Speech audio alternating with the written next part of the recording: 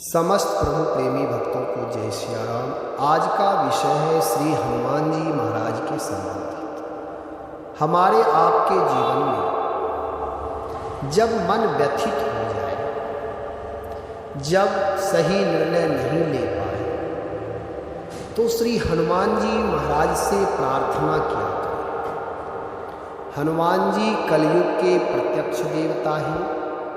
कोई भी जीव जब विनम्र भाव से आर्त होकर के हनुमान जी के सामने प्रार्थना करता है, तो श्री हनुमान जी महाराज उसकी विनती को सुनते हैं और शोक का निवारण करते हैं। गोस्वामी तुलसीदास जी महाराज कहते हैं कि जब मति बुद्धि काम ना करे तो हनुमान जी के सामने हाथ जोड़कर हनुमान चालीसा का पाठ करें और कहें, हे प्रभु महावीर विक्रम बजरंगी, कुमति निवार सुमति के संगी। हे हनुमान जी महाराज, आपके सामने मैं हाथ जोड़कर विनम्र प्रार्थना करता हूँ कि मेरी बुद्धि में जो कुमति है, दुर्मति है, दुर्बुद्धि है, उस दुर्बुद्धि का निवारण करें। कुमति निवार यानी दुर्बुद्धि कुमति रूपी अंधकार जो है उसे समाप्त कर दें और सुमति के संग आप मुझे सुमति प्रदान करें। सुमति रूपी यानी ज्ञान प्रदान करें। हमारी बुद्धि सात्विक दिव्य हो, जिससे कुमति रूपी अंधकार दूर हो जाए, ज्ञान रूपी सूर्य का अभ्युदय होते हैं।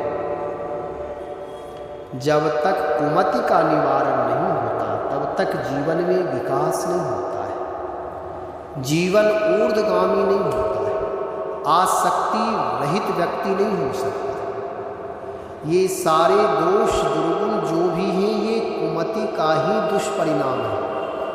और जैसे ही जीवन में सुमति का आविर्भाव होगा, तो सुमति के आते ही सुमति नाम सुंदर मति, दिव्य बुद्धि, प्रज्ञा, हम आप प्रज्ञावान जब होते हैं, प्रतिभावान होते हैं, तो नई दिशा, नई राह मिल जाते हैं मंजिल प्राप्त करने के लिए। इसलिए अपने उदात्त उद्देश्य को प्राप्त करने के लिए श्री हनुमान जी महाराज से प्रार्थना करें। महावीर विक्रम बजरंगी, कुमति निवार सुमति के संग। कुमति का ही दुष्परिणाम है आलस्य, प्रमाद, रोग, भय, शोक, संकट, छल, कपट, ये सब कुमति का है। और जब कुमति का निवारण होता तो सुमति प्राप्त होते। हे हनुमान जी मुझे सुमति प्रदान करें।